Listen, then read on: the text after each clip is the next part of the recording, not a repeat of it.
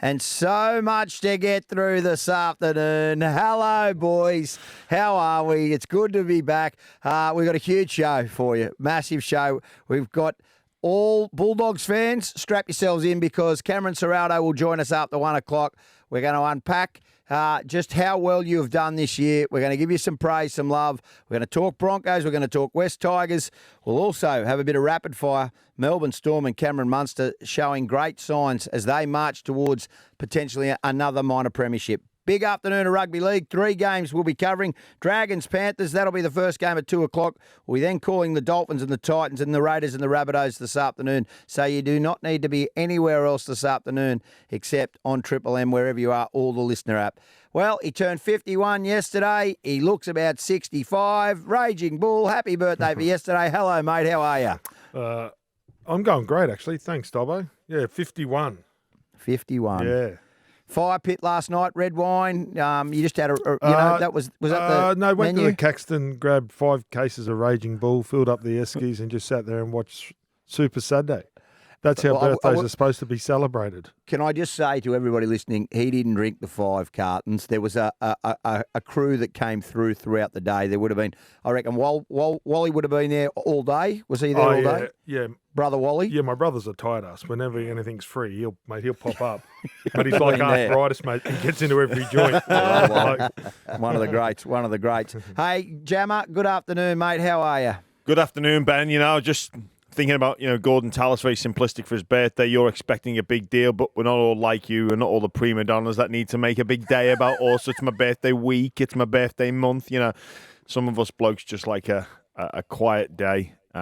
And yeah, just crack on with it. Couple of beers, bit of footy. We're not all like you, a bit precious. See, here I was, and I got some amazing mail about you yesterday at the Beer and Footy Festival. Did you? And I was going to leave it, but you know what? After that, you're getting it between the eyes a little later. Hoops, good afternoon. How are you? Good afternoon. Hoops? Very good. Thanks, Dobbo. Happy birthday to the Raging Bull for yesterday. I'm sure that he had a great day. And what a cracking weekend of footy that we have had so far. So many yarns, so many different narratives, and the top 8 really starting to get shaken up every round now. So it's good times. It certainly is. And one team that is now going to really struggle to make the top 8 are the Brisbane Broncos. They were 3 minutes away from winning a premiership last year.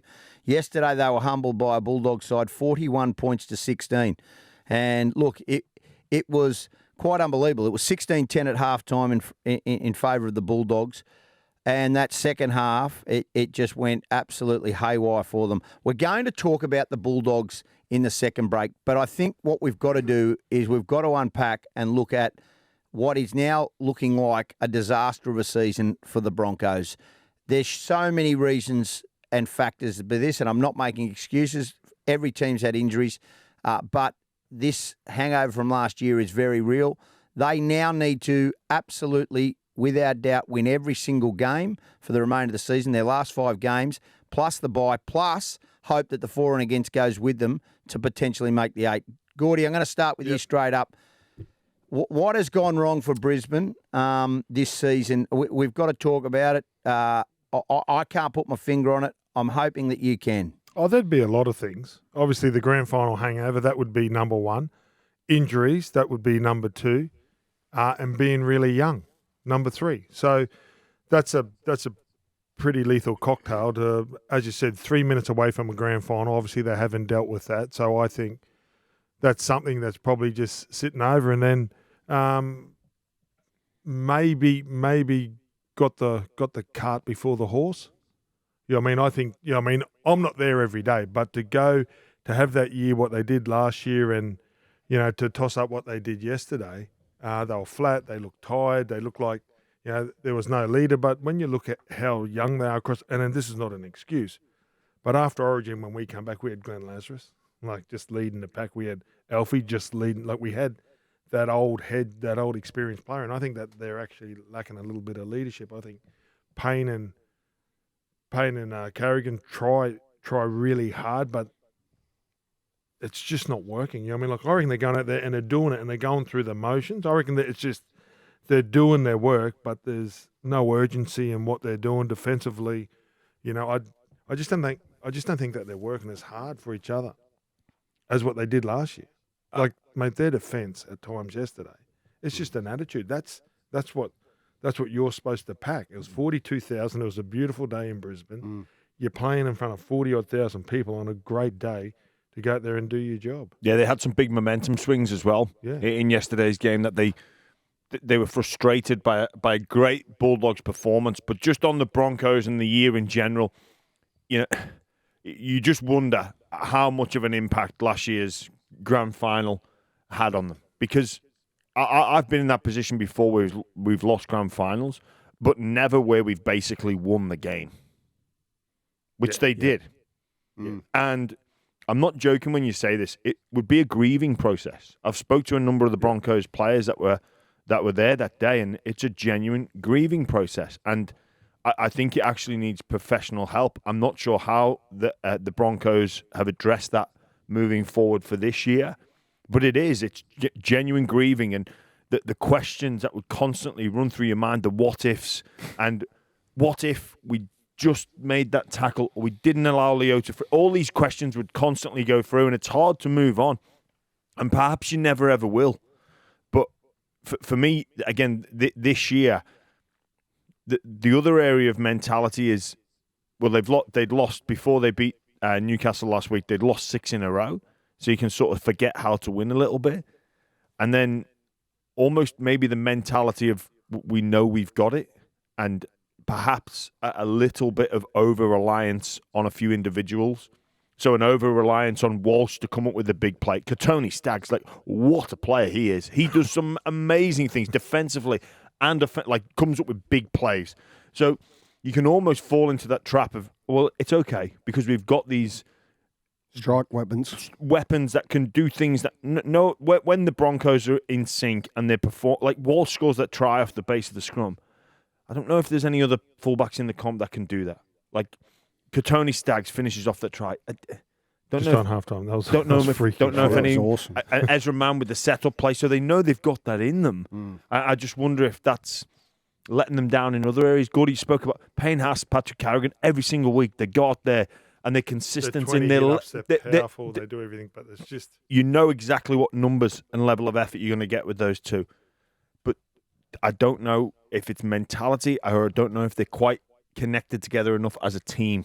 You raised it a couple of weeks ago, Jimmy, about the grand final hangover on this show, and I think you've hit the nail on the head. And I think there's a variety of reasons that also factor in with that as well. To Gordy's point from earlier, I think that they probably, I don't think going to Vegas helped the Broncos. I don't think that experience was a positive for the side. And then off the back of that, missing Adam Reynolds for a large chunk of the season, that meant that there was more pressure and expectation on Reece Walsh to constantly be trying to come up with the big play or the miracle play to find points. It changed the way that he plays to a degree. He was playing a lot more first receiver. And I just think it's a combination of factors. There was some senior players who left as well. Kurt Capewell played Origin. He's obviously... Flegler. Thomas Flegler, Farnworth, Palacia. There was a reasonable turnover of players, but I reckon probably most crucially, aside or coupled with the grand final hangover, is I think they probably, you look at that roster and you look at that side and you look at what they were able to achieve last year. I think they probably thought they were in with a damn good shake, and they haven't got the application down pat. Not too dissimilar to the Warriors. So those two teams that finished in the top 4 last year bounce into this year potentially just thinking, because of momentum. Because momentum's so big in sport. We're sweet. We're laughing. We're all right. We're going to be sweet. But you've got to earn the momentum again. You're almost thinking about finals next year. So maybe the Warriors thinking about how the wave of support and how good it's going to be to have home semis. Same at Brisbane. Won't leave Brisbane until they come to Sydney to play the GFL. We're almost preparing for that, but there's things you've got to do for 27 rounds to get yourself in that position, and honestly, it's mind-boggling because what do you reckon, roster that they've got. You're on the ground there, mate. You're a trainer. Did you see any of that come? Yes, did you see that performance? To be honest with you, I said this to Hoops. I spoke with Hoops on the phone yesterday, and I said, "No, Stephen Crichton, Broncos. It's a beautiful day. Exactly what you said, Gordy. They trained so well all week." Mate, they're going to. I said 13 plus. I think I said 13 plus to you, Hoops. I said, they will absolutely. I didn't see that coming, which says to me they're a little bit lost in that sense. And Gordy, you talk about. I see the work that Kevin Walters and that coaching staff does all the time. I see the application, how they pull up, they go through things, they talk like. It's not the coaching, and I mean that. And the quick people to blame. Some people have already said today. No. Somebody said today, it's Kevy. I can tell you now, Kevin Walters is the right you don't have to bloke go and stick up for him, right? No, I'm not sticking up for him, but like I'm just saying. Kevy's fine, Kevy's safe. The thing is, you just got to fix this problem that's there now. There's nobody better to be coaching the Broncos right now, right? Is $6 right? million Unless Craig Bellamy or someone like comes back. No, so Hoops made a valid point. So when you win a grand final, you don't come back for 8 weeks or whatever. So you start behind the 8 ball, right? So you start a little bit behind. Then you go to Vegas, right? So then you go over there and then you miss, a 10-day period of doing that extra training. So when you hit, maybe they were underdone and then they come back and they're tired. Then they don't get on the roll. They don't get no momentum in the season. Then there's injuries. Then there's no Flegler, no Farmworth, no Capewell. And the young kids have just sort of, without strong leadership. And as I said, when I was 22 playing at the Broncos, it was Glenn Lazarus, right? And he's a leader of men, right? There was Elf, there was Kevy, there was blokes like that. And I know Carrigan and Payne has, but they've had their own. I think Payne's missed games. They've gone through Origins. They haven't been there all the time. Adam Reynolds has been injured. What happened to Ezra Mam at the front of the year? That's how much play is an that? Effect. The fabrication of Selwyn Cobbo, 3 weeks ago, does that still play on the young kid's mind? Well, he looks like, and I'm being honest with you, Selwyn looked like yesterday he didn't want to be there. And that's an honest assessment. He did get injured, didn't he? Did he break his hand? He hurt his hand. But it seems to me that whole stuff that's played out. But that's what happens when they come level. out of Origin, right? So when you come out of Origin, and this is what people don't understand, and when you come out, it takes so much of the mental side of the game. It's just for a young kid that had all that written about him, that's from Cherbourg, that just loves playing a game of footy, and then to come back after Origin, and to play, and I thought he was absolutely outstanding in Game 3. There's a dip. There's a dip in your form, and then they don't know how, and there's no one pulling them forward like a Lazo or that can just get them over the line. Do you think the contract negotiations around Reece Walsh and the $6 million, it's being reported today, he's about to announce $6 million over 5 years. So it's a $1.2 million deal. Is that the right way forward? Do you think you've got to pay that for Reece Walsh? I just wonder Do I think he's a $1 million player? Yes. If he went to the open market, right? If he went to the open market and made himself a free agent, he'd get more than that. A struggling club may well be willing to pay him $1.4, $1.5 million. There has been no one bigger in Brisbane than Reece Walsh. And then that could be another part of the problem. So what effect does that have on the side? Well, That's what I'm trying to get to. Well, how? Well, because, mate... Why do you care what I get paid and what you get paid? Are you talking about salary cap limitations, though? Do you care that I get paid? I'm talking about salary cap limitations, Gordon, and how that affects where you... when they went and I'm got pretty Keenan sure Palasia, third parties can make up with Reece Walsh. There's no more popular guy in the game. Also, he could be on every bus in Brisbane, every billboard selling. So, but the Broncos are paying him that 1.2. That's not third party. He's going to get more than that. That's the price. He's earned that, Dobbo. Yes. He's earned that, and he's entitled to that. And also, any star player now and clubs that are looking to keep their star player, expansion is on the horizon. Absolutely. So you've got to lock these guys away. So if you don't, someone from Perth, someone from Papua New Guinea, someone from the second New Zealand team is coming in looking for marquee players. The Dolphins, remember how hard they went for Munster. They went hard for so many players. So this is on the mind of any recruitment manager, any CEO, any head coach. They need to lock their players away, because otherwise, if they don't, the the franchise clubs that come into the competition are coming for their main men. Just on that with the Reece Walsh thing, read an article in this week's paper. Again, Broncos have had to buff up their security staff. Talk about mentality. Sure. Dealing with... No, I was there. Yeah. There were guys, they're putting gates on. Gates. So I just drove around the back. That's and the bloke goes, "What's the password?" I said, 3 premierships. He goes, "You're in." I was being cheeky. But he goes, "Mate, what's the password?" So you got to get... So because... And then I was at training the other day, that's the crowd that we used to get grand final week. They had it on a Every- Friday. They had it on a Friday. Every day. Again, Every that, day. like talk about men. it's- Well, Gordy, It's 500 people or more. Yeah. Like just hanging around, and do you know what? Do you know who they go to watch?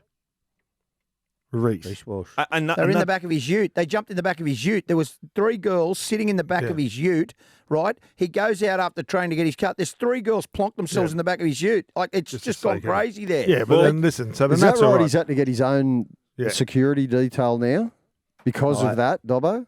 I wasn't aware, but if I was him, he can't go to the shopping centres. He can't go just to grocery shopping. He can't go anywhere. Well, again, in Brisbane. This again, But neither can you, Dobbo, mate. You're the man. Like, mate, I know, mate. Mate, like, you can't go anywhere without being noticed. No, I'm right in Ipswich. They look after me there. They leave me to my own devices in Ipswich. They're respectful. Just a humble, such a humble guy. Humble guy. Does anyone want a photo with me? Like, go around with t-shirts. That's why I got the big head. That's why I got the big head. People Walking want to get a around with photo me. t-shirts. I am Ben Dobbin. Just on that though, with the amount of fans coming to training, again, it's not normal for players to deal with. So again, it's an extra drain on them.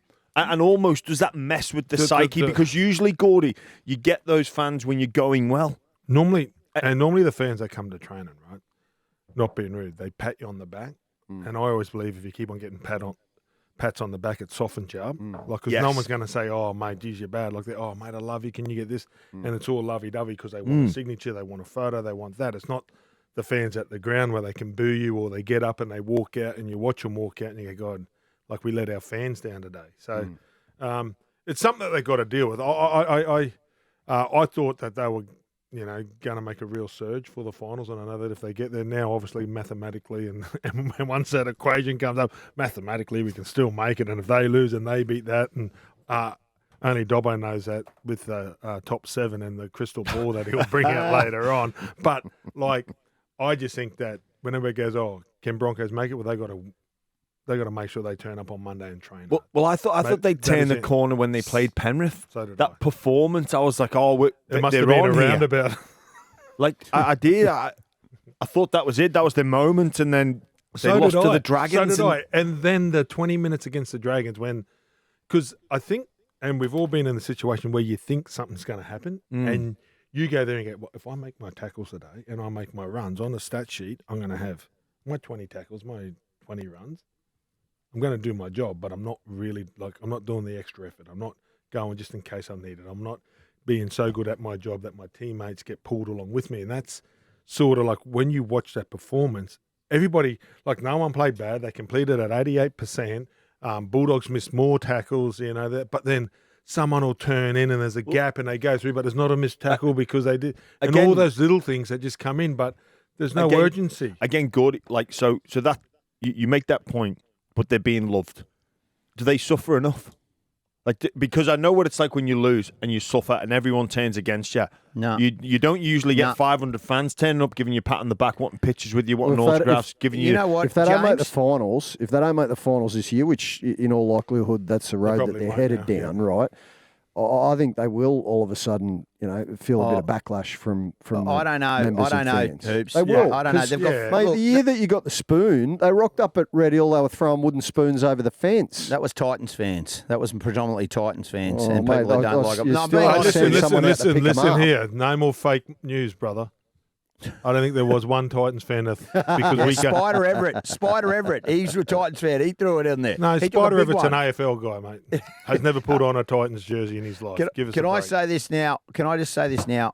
I understand how you think that the fans won't. I literally spoke to a coach this morning who said he holidayed in Queensland and he didn't know. He's got family in regional Queensland, and he said he was blown away by how rusted on throughout Queensland Broncos fans are. Yeah, And he just said, but they've had success, right? They've had the greatest.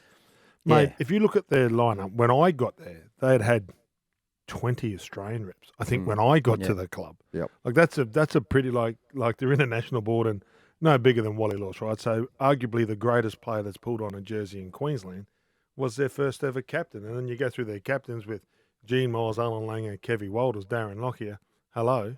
Yeah. Oh, it's a proud club with a rich history. I It's not wonder, bad. particularly this Not a bad year. record in 30 years. This year, Gordy, it seems as though opposition sides, when they know that they're going to Suncorp, they lift. They go to another level. Like you look at the Dragons, you talk Well, they about all go their Canterbury magic round Bankstown now, right? So yesterday. they all get that big experience where they're not playing the Broncos, right? So, like, before you'd go there and you'd run out there and it'd be a little bit hostile because the Broncos fans, like, they're loud and they cheer for their team, right? And they do. Yep. Now the teams come magic round and there's 50,000 and they cheer and they go there and they go, this is a great stadium. So they get, Great place to play football. so they're Yeah. getting excited to go there, Yeah. right? Like, I don't know, but I don't think it's that hard to fix, personally. I think a really hard preseason. I think the old go have a look in the mirror and don't look at anybody else's job, just look at your own. And how do you make your teammates around you better? Are they done, Gordon? Can they make the 8? Oh, yeah, of course they can because Do you think they will? well, because no one predicted that yesterday. No one predicted what Manly did in the second half yesterday. So I think our game is so open, other than Penrith, Melbourne, and the top clubs. I think all the rest are pretty much level on our fourth show or whatever. We were talking about the Dogs. I said this Dogs team would beat last year's Dogs team. That's Yeah. all I said. And then like we were sitting on and they weren't quite getting But they had there. 0-2.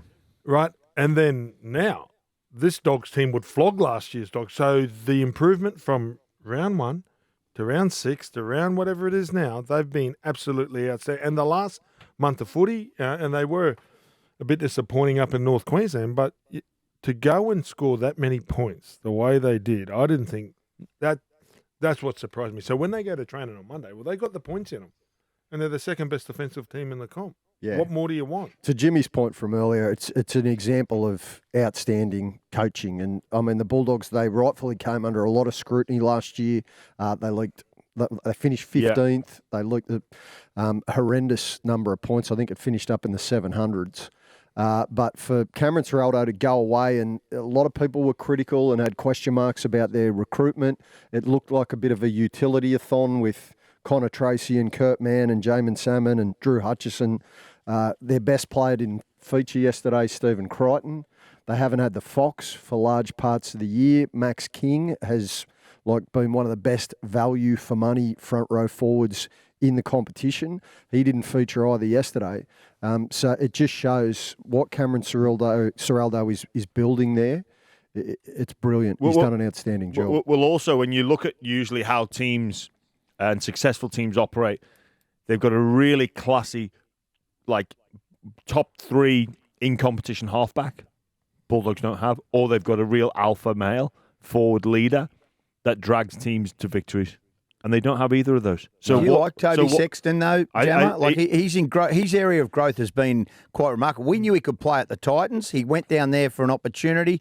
And I think under Ciraldo, I know they started with Drew Hutchison, but he has improved out of sight since he's had time leading that team. He's improving week on week. His game management, his kicking game. He made something like 35 tackles yesterday. So they came after him, the Broncos. He had to stand up. He had a massive game defensively, which is what's needed sometimes. And he's adding to his game every single week. And he's still relatively young. So you've got to envisage that improvement will keep on coming. But to Gordy's point, no, I did not expect this. It's so surprising. Again, when you start the year and you're looking at the roster on paper, and even looking at the roster yesterday, I wonder how much teams fall into the trap of when the team sheet comes up or team list Tuesday, and you think, we'll have these. Of course they think that, but they're going better than what they think. But yeah, of course, you're going to, because there's Crichton kick out. Okay, well, if we can wrap those guys up, I think we can just get the job done.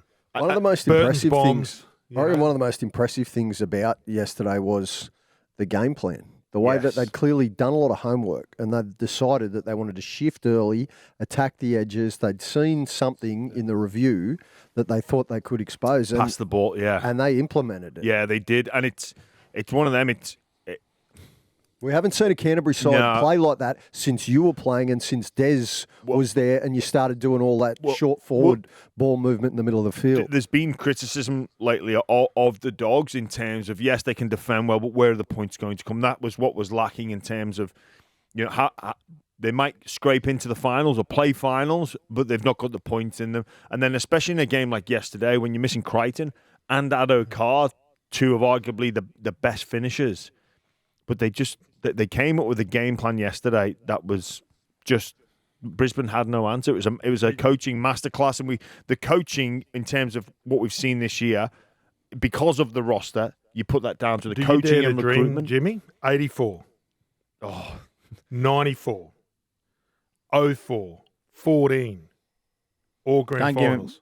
All grand finals.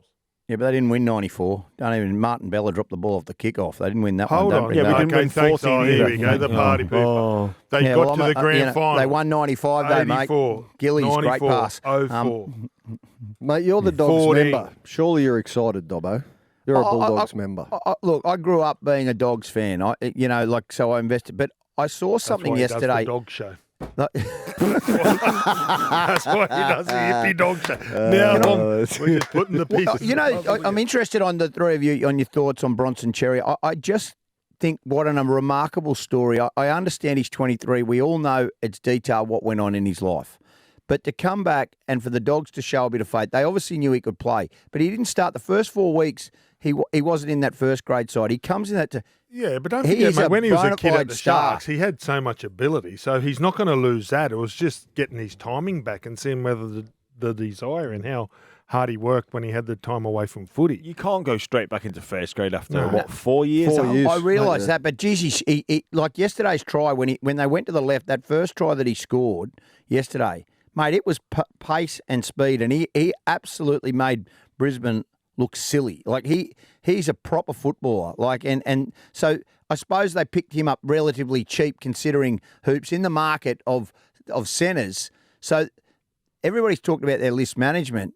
I mean, it's turned out to be a bit of a masterstroke. Cameron Ciraldo saw something there that not a lot of other people wanted to, and Phil Gould clearly, because they gave him a chance. And it's like Connor Tracy. He could be the buy of the year, Connor Tracy, with how he's playing at fullback. Like I understand, like he left the Sharks. Everybody's like, Blake Taft's going not Crichton. By the season. But Crichton, you're expected. Blake Taft was the fullback there. He was expected to be the fullback. Connor Tracy got an opportunity. He's the fullback. Yeah. He's earned it though.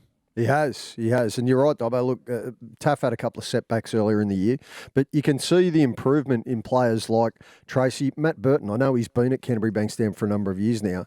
I reckon this has been his most consistent season. He was highly unlucky not to make the New South Wales State of Origin side, in my opinion.